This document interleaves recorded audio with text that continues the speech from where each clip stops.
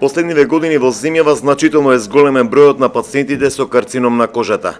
Заради честото и долготрајно изложување на сонцето и неговото штетно ултравиолетово зрачење, малигниот меланом зема се поголем замав кај населението, пред се кај младата популација.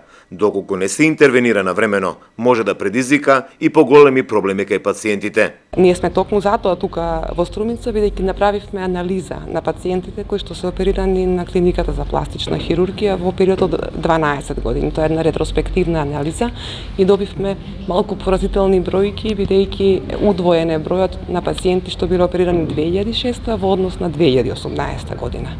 Исто од таа база на податоци исцрпивме и од каде гравитираат пациентите што се оперирани на нашата клиника, така да се исцрта мапата на Македонија и односно тоа е Повардарието, Струмичкиот регион, Пелагонискиот регион и Кочани. Може да забележите, тоа е југоистокот на нашата држава и местото каде што имаме најмногу земјоделци и каде што се изложени на сонце голем број часови во текот на денот. И затоа сме тука за да укажеме дека сонцето е опасно доколку се конзумира неправилно. Мај е месец за подигање на свеста за малигниот меланом на кожата, зашто во повеќе градови во државата се организираат едукативни работилници, бидејќи ултравиолетовото зрачење од сонцето предизвикува голем број проблеми кај пациентите. Значи, користете соодветна фотозаштита, не секоја што ќе ја најдете во аптеки или во козметички салони.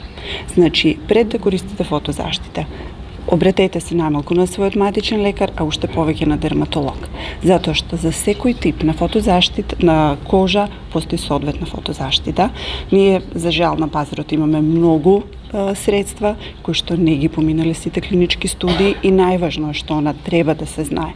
Кога користиме, кога сакаме да земеме соодветно средство, да видиме дали има заштита од УВБ, УВА и уште еден поширок спектар од видливата светлина и правилно нанесување, значи во редовни контроли, во редовни временски интервали, но покрај тоа користење и на физичка заштита, значи капа, шапка, очила, лесна облека.